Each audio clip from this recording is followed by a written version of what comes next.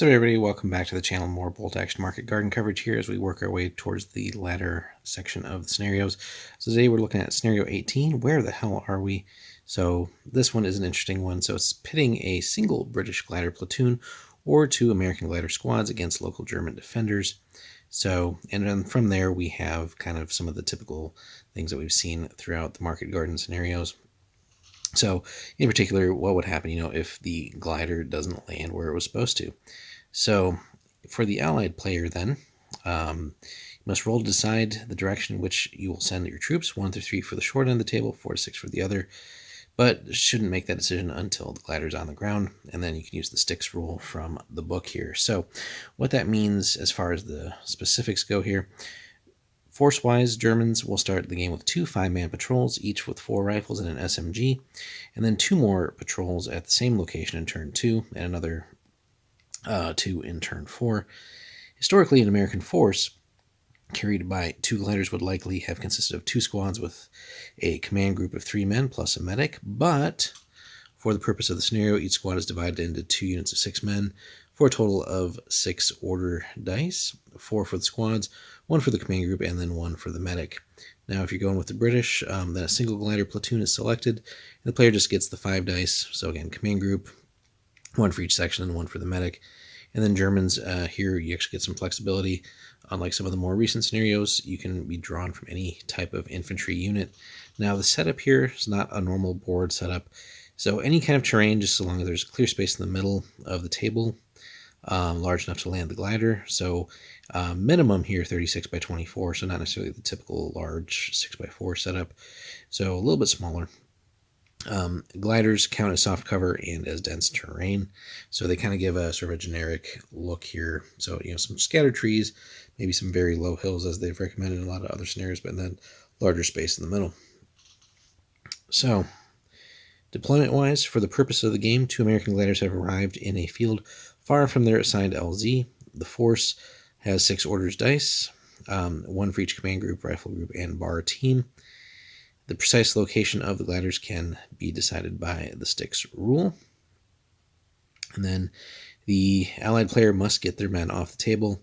Naturally, the Germans will want to kill or capture the enemy, and given that the gliders landed in hostile territory, time is on the side of the defenders. So, any gliders for the first turn start the game on the table, and the allied player must disembark their units with run or advance orders.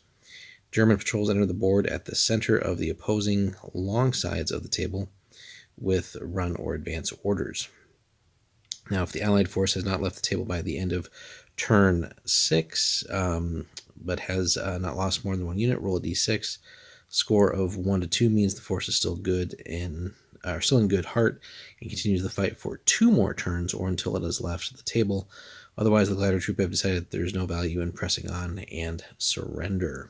So, and then victory here, how do we calculate? So to gain a victory, the Allied troops must exit the table by the end of turn 6 at the latest without losing more than the 1 unit for the British or for 2 for the Americans. Any other outcome is a victory for the Germans, which seems pretty rough because, as the German player, depending on where the Allies are positioned, you could really just focus down a unit and whittle away. And very quickly, if it's, again, like the British, just kill the 1 unit if you're really just focusing everything on there. And for the Americans, it might be a little bit harder with killing 2 units. But on the other hand, Germans are going to keep getting more reinforcements as well. So it could be a little bit harder for the Americans or Brits to push off the table. So certainly getting some key pins for the Germans is going to try and keep the Americans on the table as long as possible. And really, the longer the Americans get stuck on the table, the harder it's going to be as more and more Germans show up. And, any pins and failed orders in a given turn is just really going to be detrimental. So getting off the board as quickly as possible, picking a route, and then taking whatever available cover there is, and then just trying to get off the board. And obviously, as you leave the board, though, that's less support for the remaining troops. So again, it's going to be a very tricky situation, but that makes it a nice tense game. So it could be fun to try this again in some slightly different scenarios too, where maybe you apply the same thing, but maybe it's at night, and maybe towards the end of the second half of the turn limit. You get gradually into morning and daytime as far as visibility and things go. So there's all kinds of different tricks we could pull for that. Or, the game starts during the day, but then the last few turns are at night, and maybe that gives the allies just that little bit of advantage to try and slip away too. So lots of different little variations we could try on this. But let us know, guys, if you've tried scenario 18 here for Market Garden and your thoughts on it. Be sure to comment, like, and subscribe, and then we'll have more bolt action for you soon as we get towards the very end of the book here. Thanks so much for watching.